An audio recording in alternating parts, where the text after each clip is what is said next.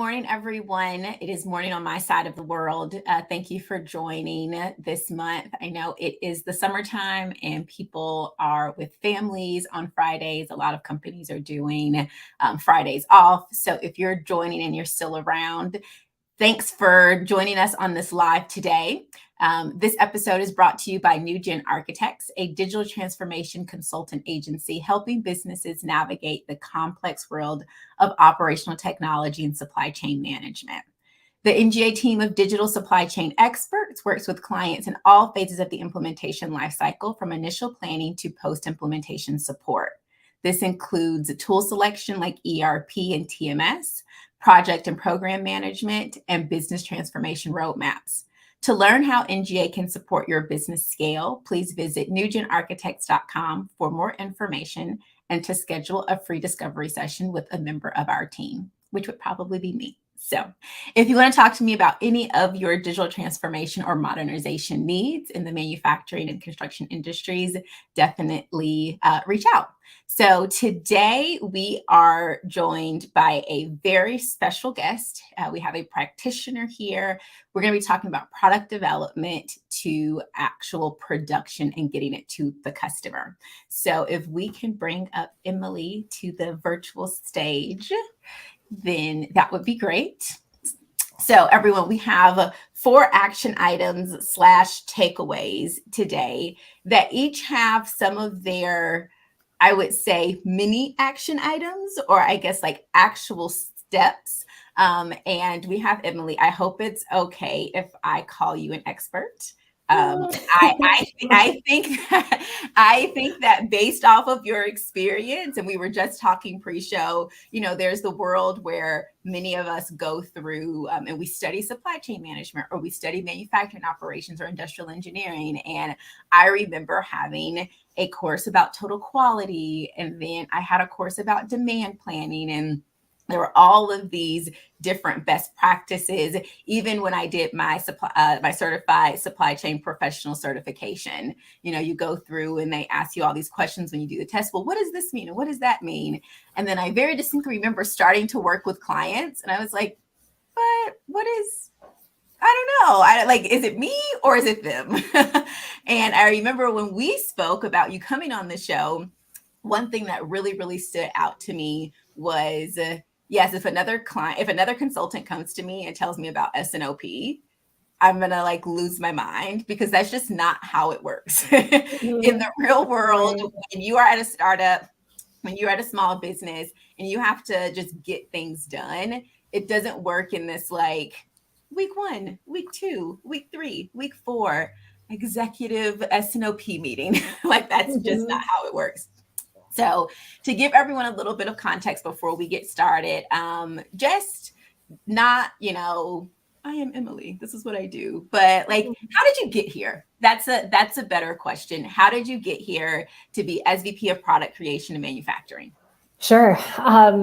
So I've been working for the past 15 years or so within the product space. My early career was spent in studio management. I then started working into product development that kind of rolled into production, and then broader supply chain operations. So it was an organic build over time, for sure. I've also worked across a number of product types: apparel, footwear, bags, accessories, hard and soft goods.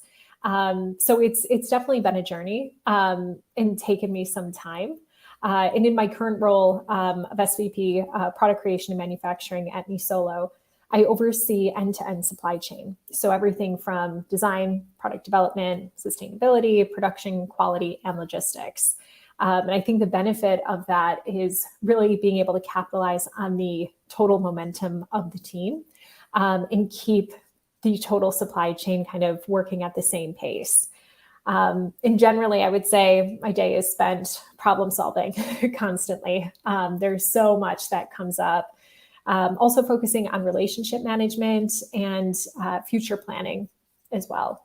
Okay, so at the size of company that you guys are you a one-woman show? Do you have a team working with you? Yes, I have a very, very talented team working with me, and we are also a global team.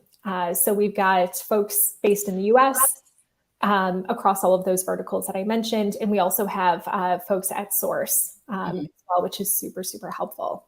Okay. So do you like also sleep and eat in the meantime of doing all of the other stuff? It really depends. It really depends what's going on, but yes. So what would you say, excuse me, is I guess like high season for you guys or You peak season? know, it's getting harder and harder to decipher that because more and more it feels like we are in a peak season from the supply chain side. I think the reason why is we are in high growth mode, and we have been since I started working at the business about 1.5 years ago, and they were even before that. So, to be very frank with you, again on the supply chain side, I have yet to really experience a lull in our momentum. Right. Yes. It's very funny that you say that because I remember talking to just some career supply chain professionals. Maybe I think it's died down or I've stopped following it. But there was a time where the media, the headlines were always like another supply chain disruption, another supply chain disruption. And we were starting to say, like, yes, guys, this is just how supply chain works. Like we don't have to keep talking about all of the disruptions. This is what we were doing before COVID. This is what we will continue to do post COVID. Right. It is just for a long time. And I have heard procurement people tell me, well, we went from 0 to 0 very quickly. But it's kind of a thankless job. So when things go right in the supply chain, they just go right. Right. And Right.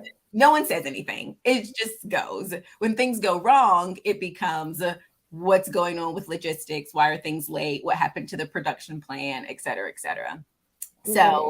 So before I talk too much, let's get into some action items to keep us on track with the conversation. So when we're talking about the product development side, and there are a lot of times where when I'm talking to customers or when I'm talking to leadership and we're doing first initial discovery conversations, we have a graphic where we show this is what supply chain means.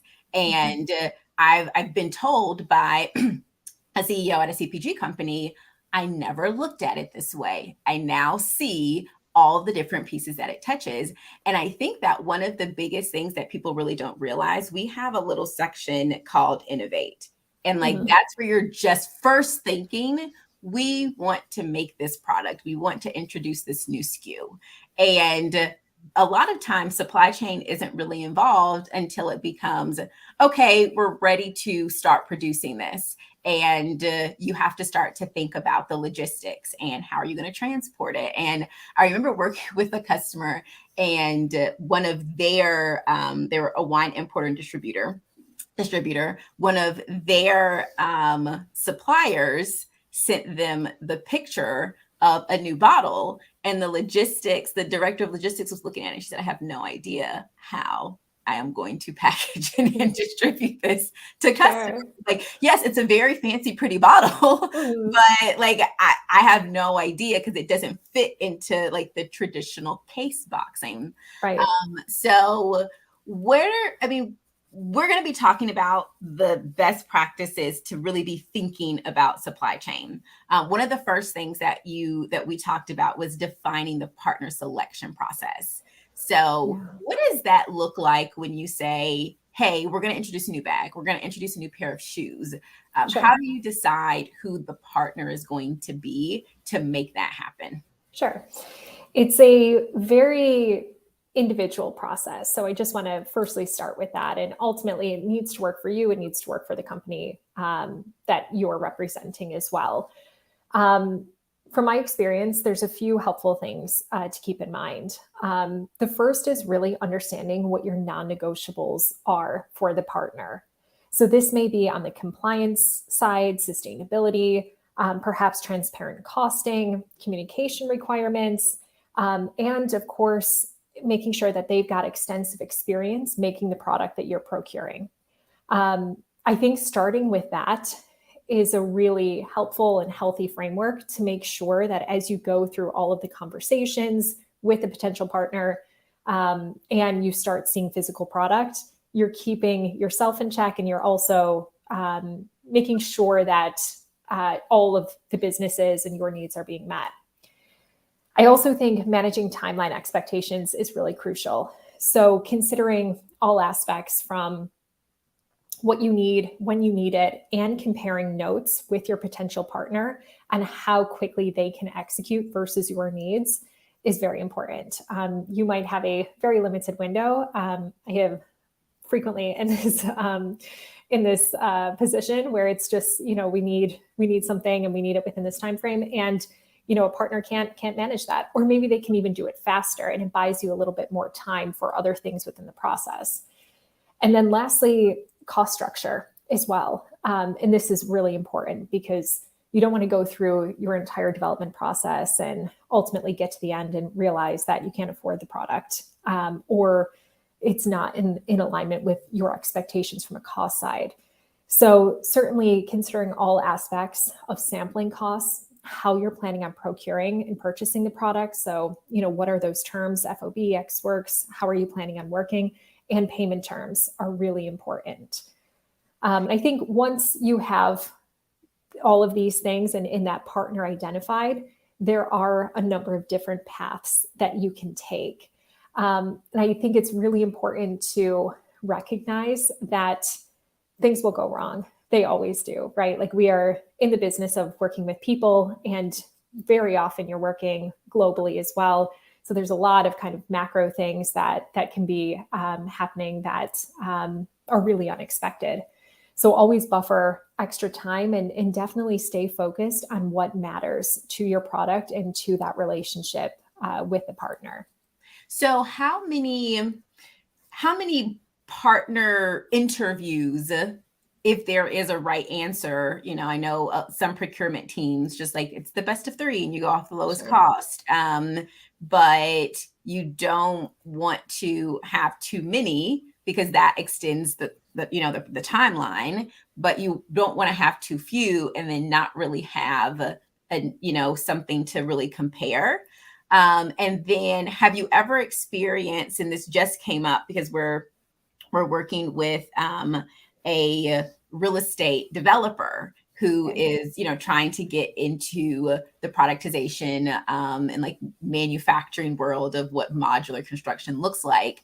And he told me, I have no idea how much I'm supposed to pay. I've gotten literally quotes from $4,000 to $100,000. I don't know. I don't know how much this is supposed to really cost. Have you ever experienced something like that? And, for a lot of people who could potentially be in the audience, just based off of the conversation that I know I have personally, these are CPG, like very much startup founders. Like I've been kind of doing this in my house, and now I'm growing out of my house. So I need more product, and now I need to go find someone that can make that happen. I don't know where to start. And I'm like, well, the supply chain is broad. That is not my expertise. I will connect you to someone who can likely help. Right. It's a really interesting question. And I've never dealt with a delta that big from a cost perspective. Thankfully, knock on wood, not yet. But I will tell you that the process from my side in throughout my experience has really taught me that I need more options. And I need to be really super dialed into those non-negotiables.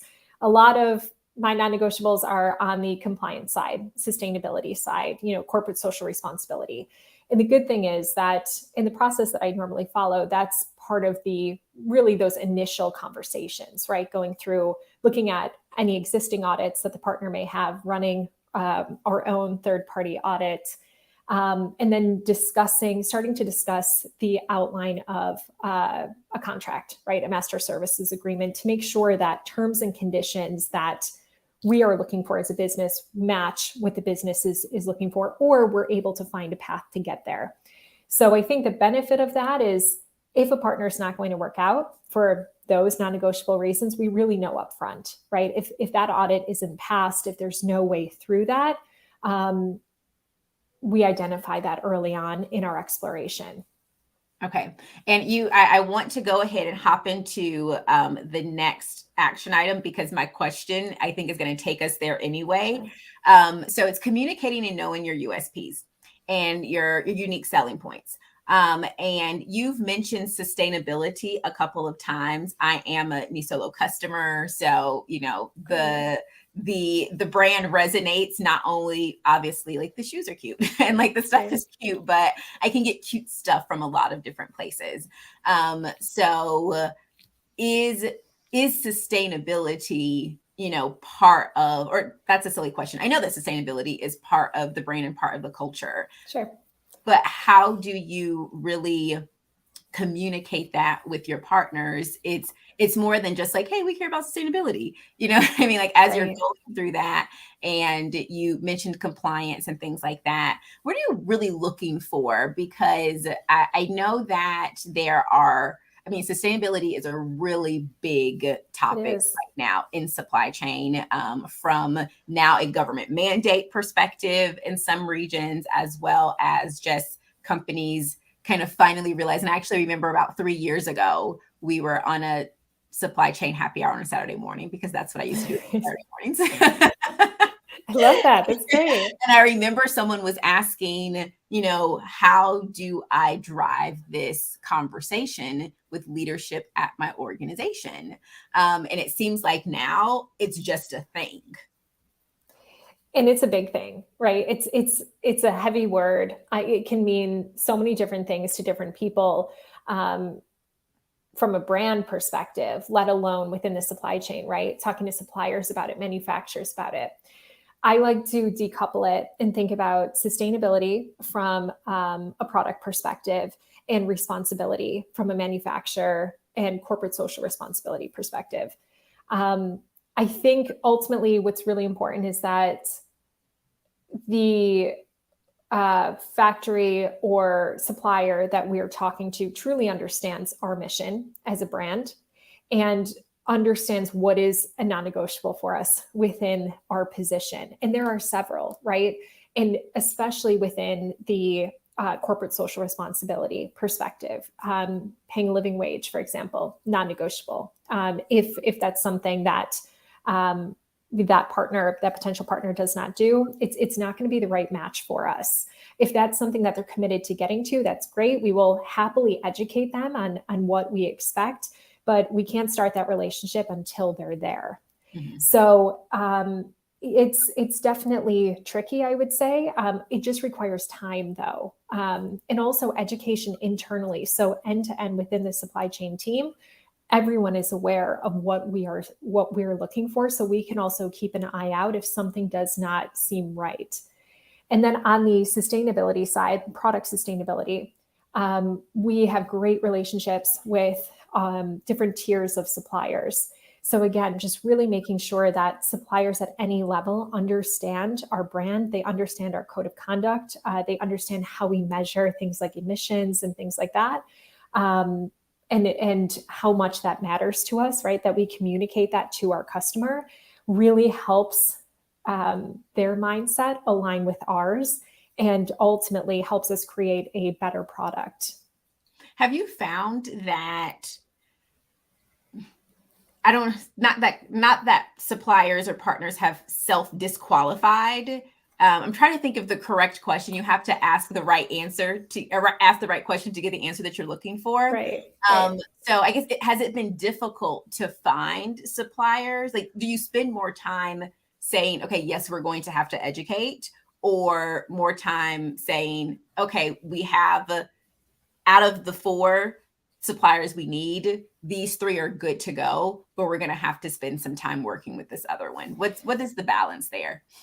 I think that generally, we've been very lucky with the relationships that we have. A lot of the manufacturers that we've worked with for years are excellent and really committed to the same mission that we are. I think, we're going through such a significant period of growth, that we are frequently having conversations with additional partners too, to keep up with the capacity that we need. And I would say that generally, the will is there. There's a lot of really goodwill and excitement around the mission, but ultimately at times it can come down to paying the right amount of overtime, right? Or keeping overtime hours under a certain threshold.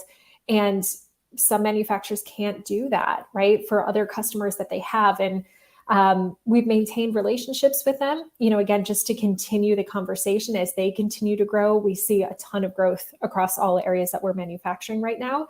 But I think it's interesting how on board so many of the partners are that we've been speaking to, in terms of like alignment with the general philosophy.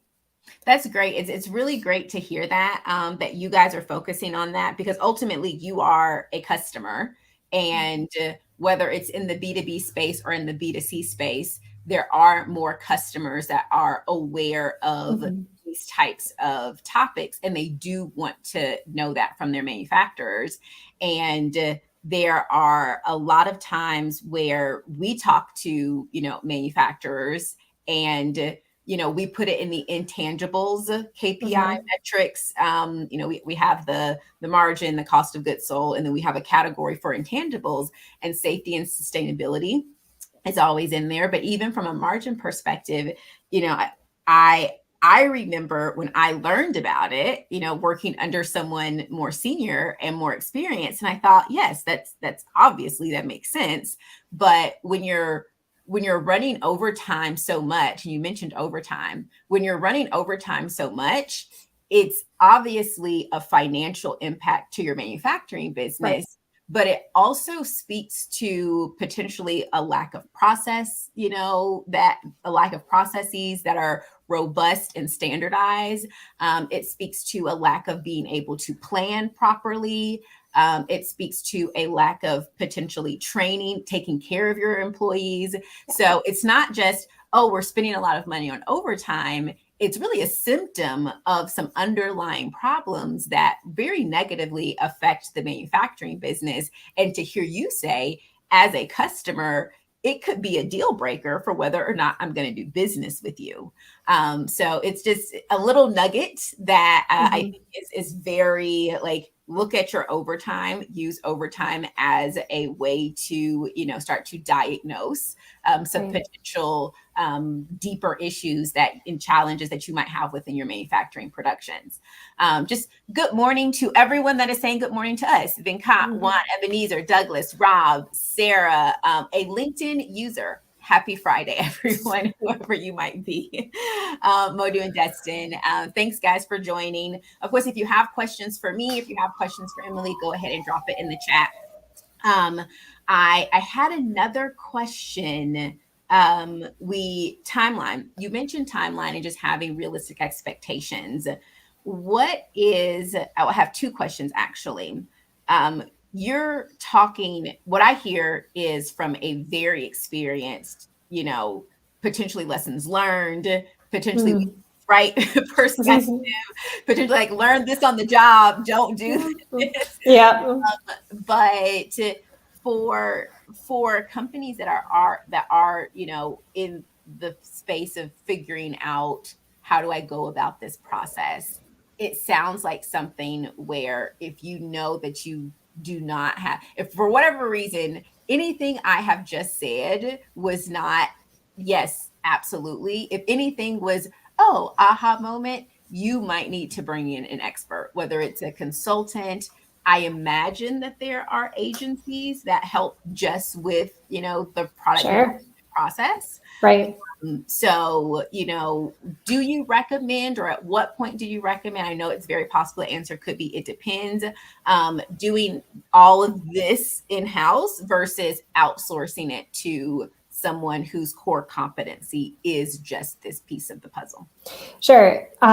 It's a great question. And it can be a really complicated process, right? Because not only are you talking about onboarding a partner, you're talking about building that product and then commercializing the product for production and going through the logistics and fulfillment side of it too, right? And all of that can be very nuanced. There's certainly a way to do it, right? And I think it's important to lean into the process, not be afraid of it, and really feel like you can ask any question that you have to your partner, right? That's what builds a strong partnership, is that transparency, the communication, and really the foundational understanding between parties.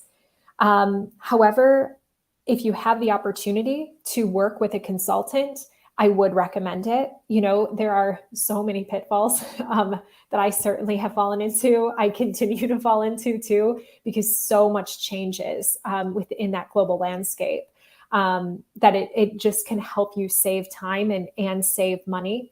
You mentioned agents, also a great or a potential route to go, I should say, depending on what you're looking for. I think regardless of the route that you go, just making sure that those, again, just going back to those non-negotiables you may have, especially around communication, around transparency, really stay in check. And ultimately, if you are working with an agent or a consultant, you are really introducing another party to the relationship. So making sure that all parties know what communication flow you're expecting and the transparency that you, as ultimately the final customer, are expecting is really important. And how long, my second question was, how long do you stay on site? When you go to visit partners and you're doing selection, how long do you stay on site? And then how often are you visiting? Do you guys have a standard for, across all manufacturing partners and suppliers, this is the way that we do it? Or, does it really depend and you do each one separately? It really depends on what's happening in the business. I would love more standards generally than we have, but with the amount of, I don't want to say disruption, but the amount of change, let's say, that generally our partners are going through, that we're going through, it really has depended on the partner and the need. What we tend to do is start off with initial conversations with partners, just to make sure that we're speaking the same language. They understand what we're looking for from the partnership. Again, we'll then kind of launch into that audit and get the results of that audit typically before we visit. There are situations that will go before and after the audit, but I like to have the audit in hand because I like to talk through that in person. Typically, if there's anything that has to be implemented, we then move into more of the contracting process. We start talking about real physical product and details, all of that from that point. And that really warrants another visit. What we have found is that it saves a lot of time being on site. It is weeks worth of emails, worth of Zoom calls to just be there in person.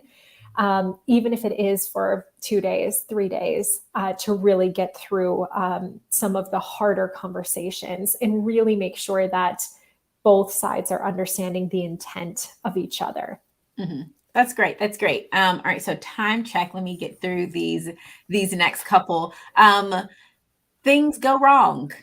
And when you're creating your risk mitigation plan, what are a couple of things that just really stand out that you have learned? These 3 things have to be in the risk mitigation plan, regardless of anything else. What are some things that you guys look at? And then I remember going back to like textbook versus what actually happens. Yeah. I remember like textbook, when you have a risk mitigation plan, you first start with everything that like, what do we have a risk tolerance for? What is going to be critical? What is a critical disruption to the business to where like, if this does not work, we cannot serve our customer. So this has to work. This is the thing that we stay on top of. Is creating a risk mitigation plan in real life with your suppliers like what we've learned in school, or do you throw out that book and you go with what works? As much as I would like to say, keep the book. Are we just actually throwing out all the books? The books need to stay within your peripheral, maybe, but maybe if you work at a car manufacturer, or if you actually work at Toyota, because right. Toyota is always that gold standard. Maybe if you work at Toyota, that works. Everyone else just throw out the book. Yeah, I mean, listen, my background is in high growth startups, so I'm used to a lot of things going wrong, right? Or just going in another direction than anticipated, which is also part of the fun of it, right? Really finding a way through it and learning from that, rebuilding processes to make sure that you don't fall into that same kind of pitfall again. I think what I would really think about, you asked for three things that I have learned, and that frankly, even with the most careful planning can still go wrong. Firstly, it's timeliness, end-to-end timeliness, really honing that in with your potential partner, again, from sampling all the way through to shipment. What does that look like? And checking in on that timeline as you sample, as you get to PO placement, as you're in production, really dialing that in. And I think one of the surprises that could potentially come up is, you develop this great product. In your mind, your supplier has told you it's, 60 days for production, 90 days for production. You've got this all calendarized out. And it comes down to PO placement, and it's kind of a surprise because, oh no, we need longer because of the way we've made this product. Mm-hmm. And it's like, what? The whole time you've been operating, thinking that you can deliver it in on time or early, whatever, changing marketing plans because of it. And ultimately it can't happen. So I really would recommend keeping a tight watch on that calendarization process and keep it a part of all of your conversations with your partner. I think similarly, commercialization of product is really important. And what I mean by that is the transfer of that product from sampling into production. You can really develop super cool, really interesting product when you develop it, with a sampling room, with really great fabrics and really interesting finishes and all of this. And ultimately, it may not be viable for production. Right. And that is such a sobering reality sometimes. And again, that can come at a huge time cost if that's not considered, or if those questions aren't very directly asked during that sampling process. So just a huge heads up there. And finally, quality control is huge. And I think this can cause a big financial impact to your production if quality control and management is not laid out from the outset. So when thinking about quality control, again, this should be part of the plan from sampling, right? At what stages are you testing the product at a full finished product level or material level? And then equally, what does that process look like in production? The worst thing that you can do is develop this great, let's say, backpack, right? And you get into production, you're looking at the final goods, or, a quality control person is, and, the straps are cracking or breaking off. It's just such a shame. And you've got all of this production that's finished. So it's really important to think about that total process, because ultimately what I think we all want is on-time goods that are made to the agreed cost and able to ship in time for the launch or the replan that you're looking for. And then to your point about the quality and driving that conversation home, is that you're shipping and that people like what they get.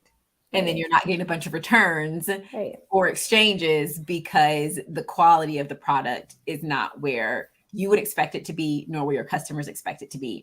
And that stood out to me because I've seen that happen a lot as a customer, as well as working with other customers, where these startup brands that I like are growing.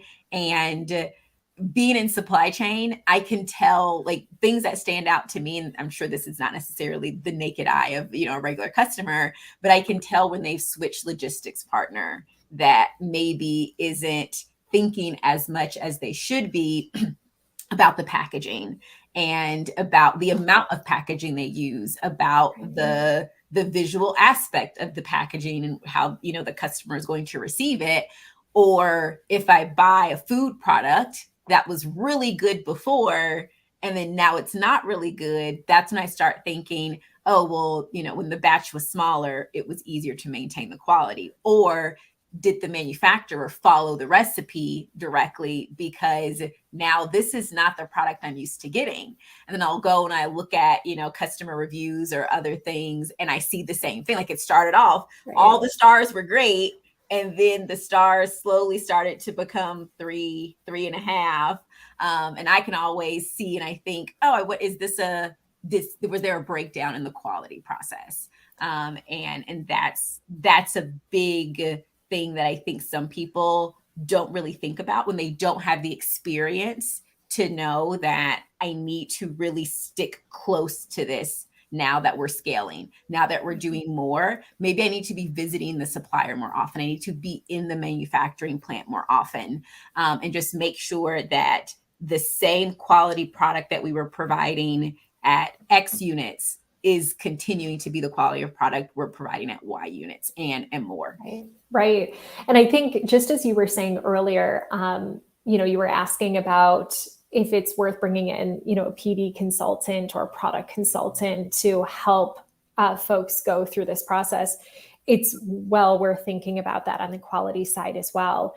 Wherever you're manufacturing, making sure that you have, and you can get, there's third-party quality agencies, there's freelancers, you can go about it in a really similar way as a product development expert, making sure that you've got someone there who's got eyes on your product throughout the whole process. It can't just be at the start of production. It can't just be in the middle. It can't just be at the end. It's really got to be overseeing that end to end to make sure that there's no corners that were cut. Also, that nothing is inadvertently going wrong. Mistakes happen, but ultimately you want to make sure you catch them, because it is very costly if those goods are shipped and they're not right. Absolutely. And I follow a couple of startup product companies on LinkedIn. I follow their leaders, and a handful of them have taken the, I think, very courageous jump of doing their own manufacturing. And they want to manage that piece of the supply chain. And that was part of their risk management plan or risk mitigation plan. We will mitigate the risk of quality and, having to figure out and check in with our co-manufacturers and our suppliers all the time by just doing it ourselves in-house. And there is the saying of, and I don't know if it's a saying or if we just say it, but a short supply chain is a happy supply chain. And if you are doing the manufacturing, then that's less travel time. But there's also obviously a big consideration of being a manufacturer, and following different compliance rules and things like that. So have you had the experience of doing both, or mostly just working with partners and outsourcing? Yes, I have. Nisolo owns our own factory in Peru. And, I think it's amazing. It's amazing to have that level of transparency and visibility and that closeness to your product. And at the same time, you really do face similar issues as if you were working with a contracted manufacturer, right? It's all about the strength of your team, that's there. And ultimately, our manufacturer is not within the US. It's not geographically close. So we still, work very, very closely with their teams, just as we do our contract manufacturers, on making sure that we've got the right reporting on quality, that they understand quality standards in the same way that we do. And ultimately just being very transparent with our customer feedback to make sure that we are constantly improving. Mm-hmm. There are so many, I hear in this conversation, I've heard so many data points that have to be captured. Yes. and there are so many places that I've thought, oh, there's a software for that. Oh, there's a software for that. But I also am curious to know how much you guys have thought about leveraging, software, how much you leverage software versus, actually we've looked at a couple of different things, but we've got a pretty solid process and we haven't really needed to pursue getting some software to gather that data for us. Yeah, our situation is more the latter. We are very clear across verticals the information that we need. So we know, for example, in production, we need a very clear production report. We need to make sure that production report is sent, on X cadence, and that is reviewed over a video call at least once a week with our partners, more in peak season. Same thing with quality, right?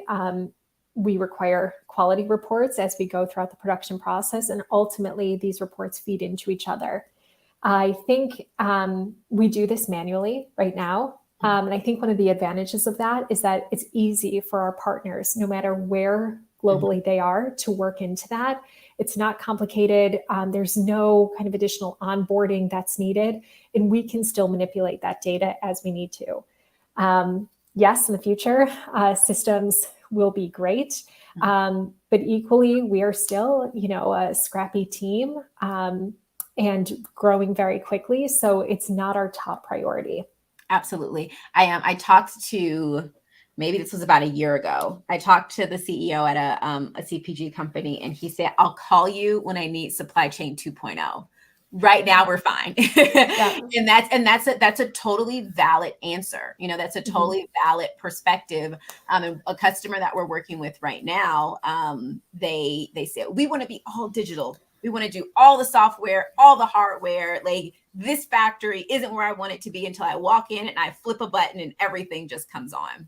So I said, okay, well, you're going to have to hire this team and this team and this person and build this out and implement this. And there aren't really any softwares out there that's going to do exactly your process. So are you open to considering some sort of custom solution? And we had that call. We did 3 hours in 2 different 1.5 hour sessions. And at the end of the second call, he said, well, we met in between sessions and we decided that maybe some of the things I would like to do are not feasible right now. It can be very expensive. Yeah. and the juice isn't always worth the squeeze. Right. And that's why we always talk about level of effort versus level of impact. What are you putting into it? What are you going to get out of it? And what are your expectations? The ROI that you're expecting to get out of this, is it worth it? Right. And we did get a 5-minute warning. We're now at about a 2.5-minute warning.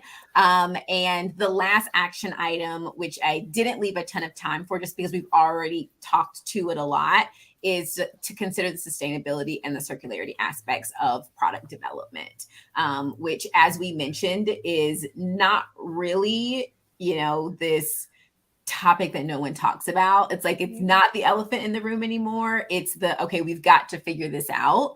Right. So thinking about it way upstream is where you'll get a lot of value, as opposed to, and I don't want to say, this is probably going to, it sounds not so bad in my head, but I know how it's going to sound when it comes out.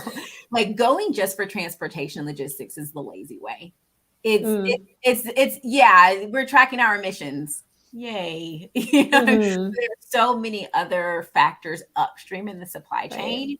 Right. And it really comes in, you should be thinking about it when you're thinking about your product and when you're choosing partners from the beginning.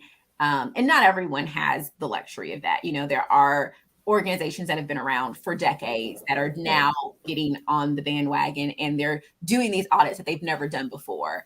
And that is, I imagine, a lot more cumbersome to try to change behaviors and change ways of working that you've been doing for 30 years to now say, hey, Mr. Supplier, Mrs. Supplier, this is the new compliance audit. You start that from the very beginning, which is what we've talked about.